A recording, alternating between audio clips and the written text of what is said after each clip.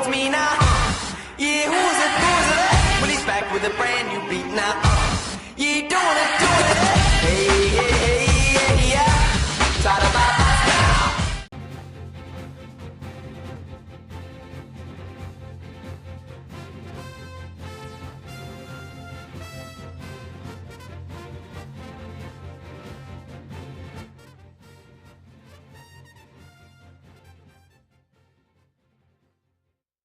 News.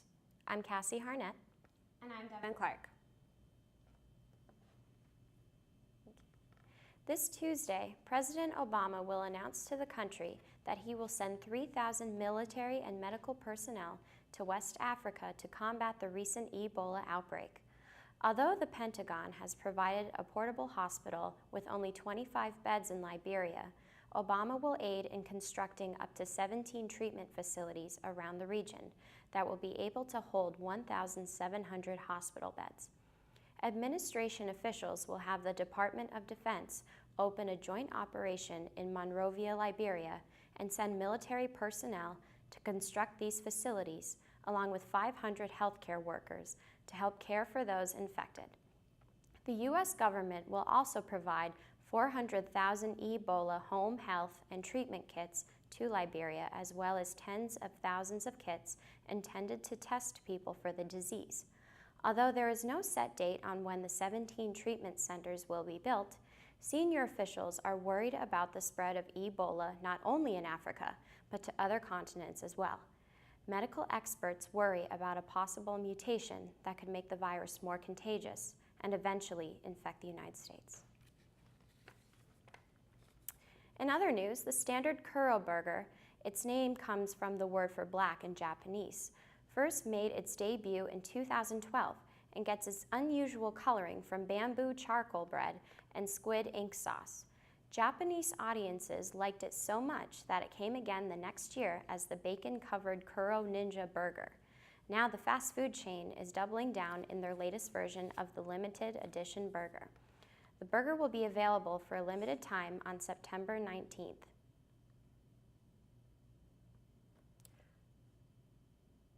Apple's iPhone 6 is nearly here.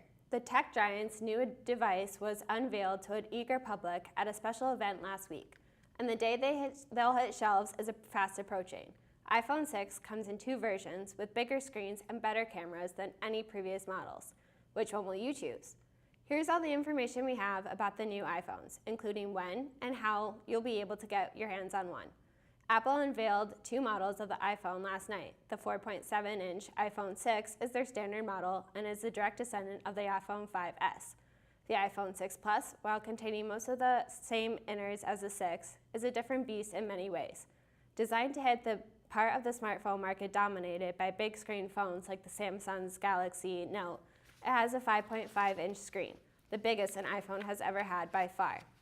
There are also differences to battery life and performance and a slightly upgraded camera, but in all other respects, the devices are the same. The iPhone 6 and 6 Plus will both be available in stores from 8 a.m. on September 19th. Pre-orders began on Friday, and the iPhone 6 Plus sold out almost instantly. It's currently showing a 3 to 4 week delivery estimate, but the 4.7-inch iPhone 6 is still available with delivery in 7 to 10 working days. A New York man has been arrested for riding on an ATV with a blood alcohol content 3 times the legal limit. Brian Poirier, 37, of Shirley, New York, was pulled over on Somerset Road in Searsburg for driving on a public highway with an unregistered ATV. A breathalyzer test was issued, and it was found that Poirier's blood count was 2.24% after being taken into a holding cell at Wilmington Police Station. He became combative and broke the cell door lock in an attempt to escape. He was quickly restrained and shackled to a bench in the cell. Poirier was arraigned in Bennington Criminal Court Monday for 2 felony counts related to driving under the influence and escaping from a facility while in custody. Poirier has 4 prior alcohol-related charges dating back to 1999. He is currently being held in the Rutland jail on $5,000 bail. Vermont prides itself on its maple syrup and Ben & Jerry's, but not the number of youth, or lack thereof. The Green Mountain State has seen a dip in percentage of youth still living in it. Students weigh in with various opinions of why this is so. "I love it here, but I'm ready to get out of here to see new places," said Ruby Bushy, student of Castleton State College. "Also, people leave Vermont because there's nothing to do here," Bushy said.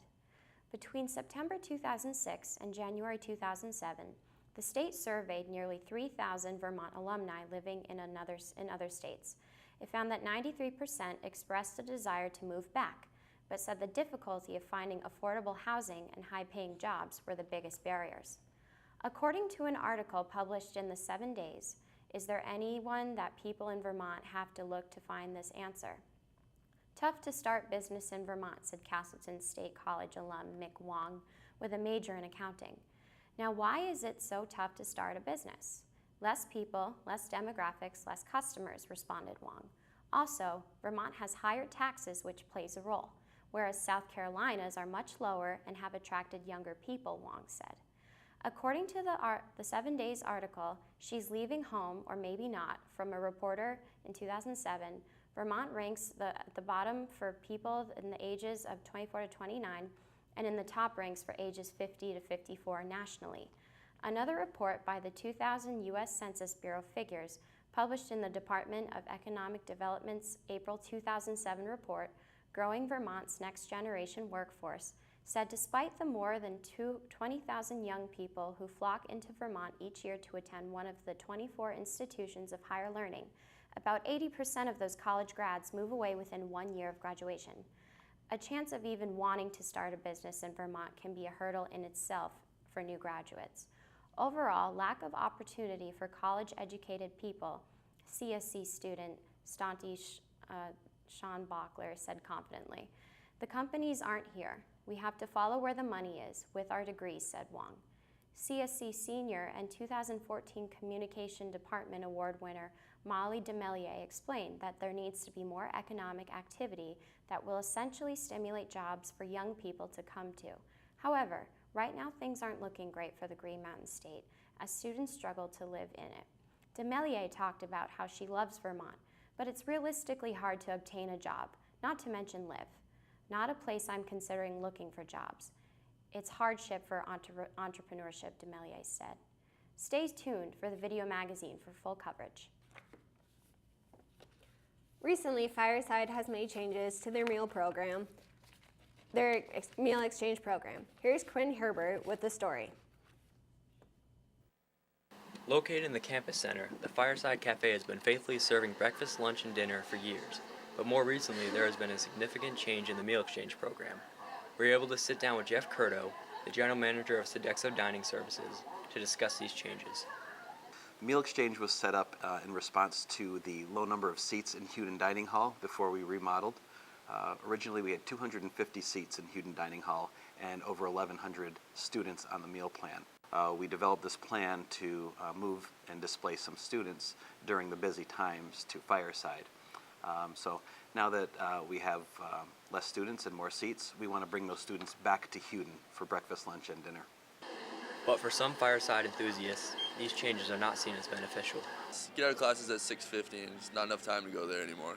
You can't use your meal exchanges on the weekends, and that's kind of a bummer because you save up all week long to use it for the weekend, and then you can't, you gotta use points. Every semester we take the opportunity to evaluate our services and make improvements, improvements based on service, speed, improvements based on variety, that sort of thing. The best way that I get that feedback is through the comment cards and also through our food committee. We have a food committee that meets once a month, and we like to get their feedback and have some student-driven changes. Quinn Herbert, CSC News, Castleton.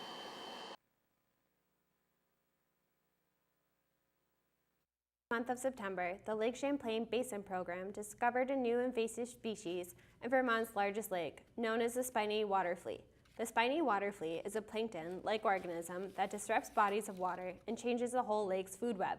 This invasive organism was originated in the northeastern Europe and then eventually migrated over to the United States, where it first arrived in Lake Huron in 1984. This bug can attach on people's fishing line and boat anchors, which can become a frustration to fishermen who regularly enjoy fishing on this famous body of water. The spiny water fleet is a prime example of why it is crucial to clean your boats and other water equipment before actually bringing it into the lake.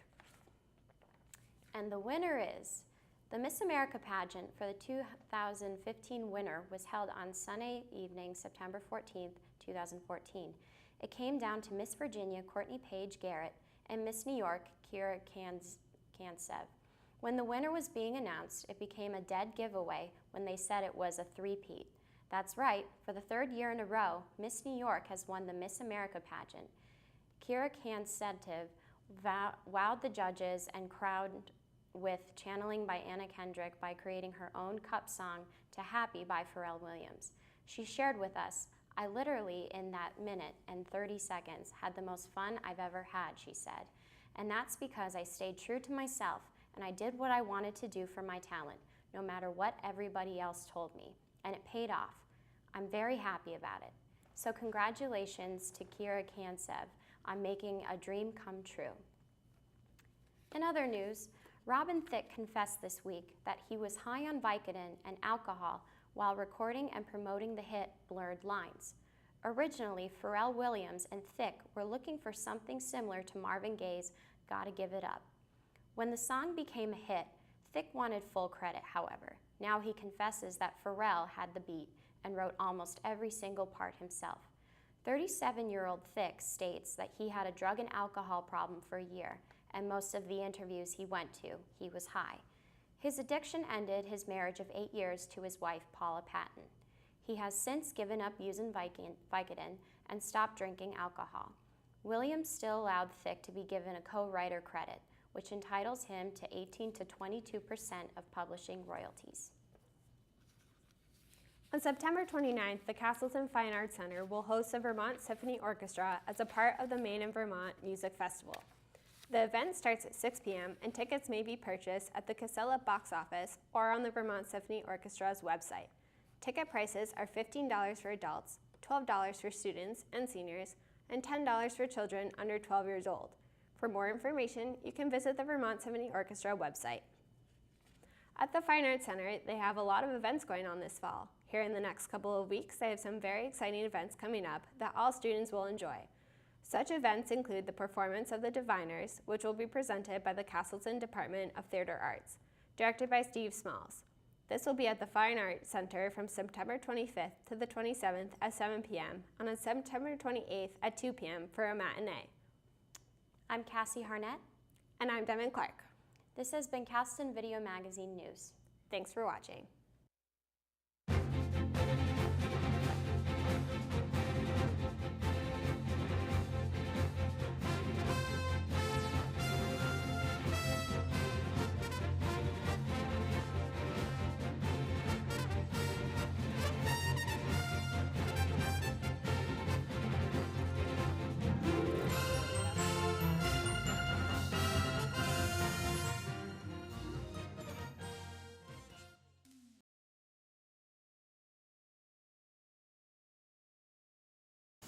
Due to recent news of Ray Rice's domestic violence allegations, we are asking Castleton students what they think of the situation and how the NFL should handle it.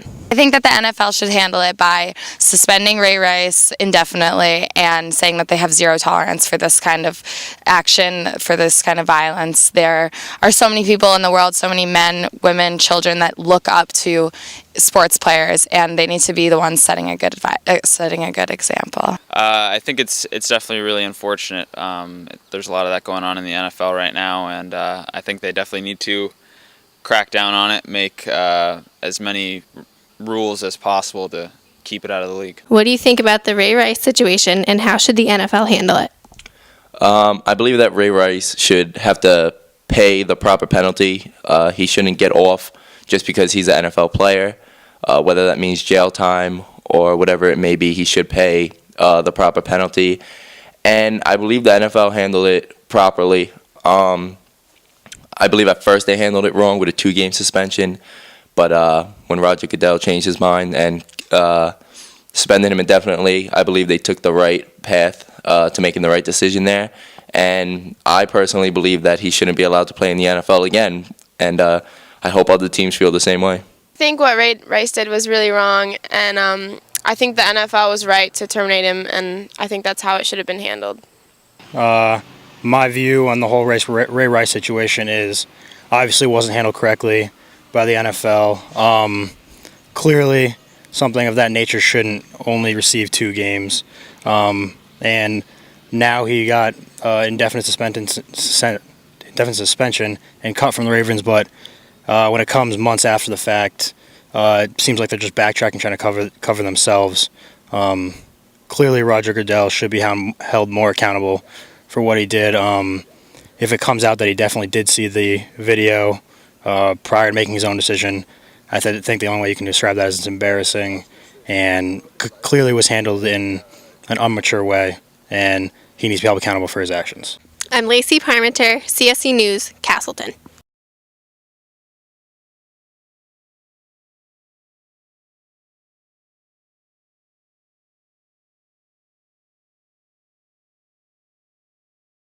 So far this semester we've had a lot of great events going on organized by Campus Activities Board, such as Headphone Disco, Musical Talents, and many other.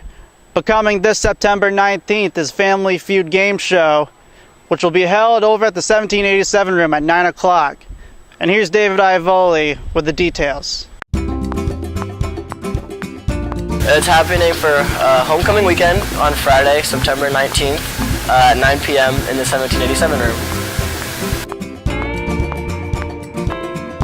I'm not sure. I think it's maybe 5. It's kind of just show up and make your own teams, and there might be more than 2 teams. There might not be.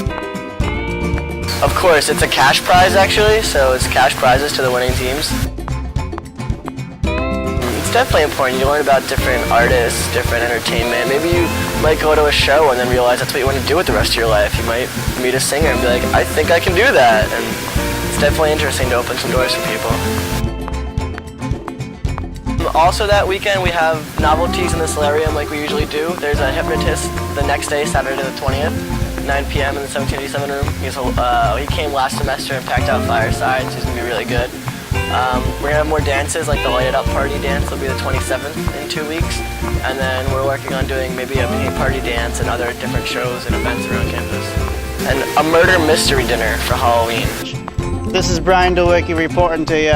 Back to you.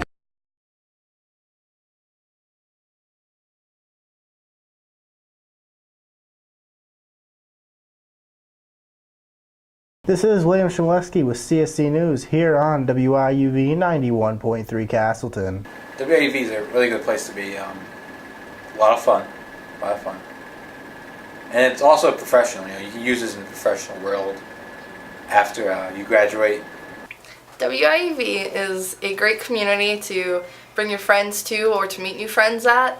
We're pretty happy, a little sassy, and a whole lot of loving. I recommend the station to anyone who's interested in music, interested in learning about radio production, interested in meeting new friends, cool new people, interesting different kinds of people. I know I learned a lot from being here, not just about radio or about music, but also about how people work and how to communicate with people. So I recommend signing up, getting yourself an application, and having the incomparable William Shimaleski train you. If you want to meet new people or to meet people that are like you, just come to our meetings on Thursdays. It's pretty exciting. We're always doing different events and karaokeing. You meet a lot of different people from like Will C, who's, I don't know, he's like this crazy redneck fella. And then there's like these nerds, you got metalheads, you got every kind of person and musical spectrum that you can imagine all in one station. They all get along, and it's all a wonderful mess. This is William Shaleski reporting here at WIUV 91.3 Castleton.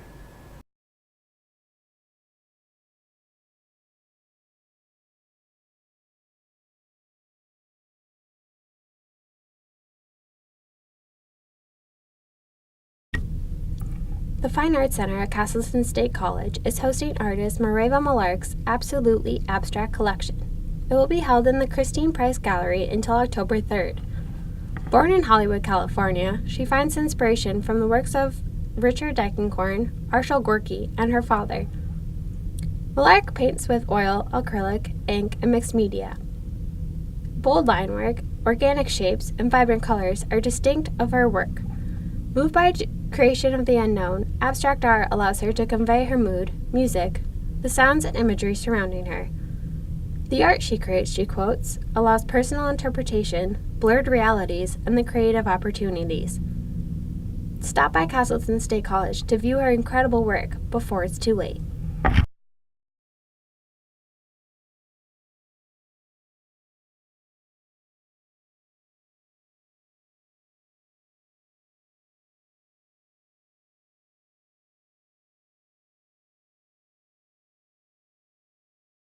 Exodus has been occurring among Vermont youth, particularly among college graduates. This has had a direct impact on the economy. Less business and entrepreneurship has hindered and already hurt the Vermont economy. And it is a problem because as we age, baby boomers age into retirement, there needs to be the workforce has to grow as well. As the number of people in retirement grows, the workforce has to grow as well. The hard things for me is when I came up and I was getting ready to graduate or looking at jobs, just the fact that there was limited opportunities, or at least in my opinion and my thought process, there was limited opportunities. But now coming back and hearing people that ended up landing in jobs around here, there are a lot more than students realize, I think, and that's one of the things that it needs to be promoted a little bit better of, smaller companies that pay just as well and that are actually a better place to work or more fun to work. Though Vermont has seen a dip in youth, the state has its own lifestyle that many other states cannot offer. Vermont may need to reach out to that demographic in order to keep youth from leaving. I like to stay in Vermont to support, the local community. I think anyone who's looking to make money as their primary goal would be better off moving out of state. There's more business opportunity, but that's not a main focus of mine. I think a lot of people are fleeing out of Vermont after graduation because of the economy. I think there's a big push to really be involved with money, and Vermont's really not a place where money is a big part of the state. This is Cassie Harnett, CSC News. Yeah.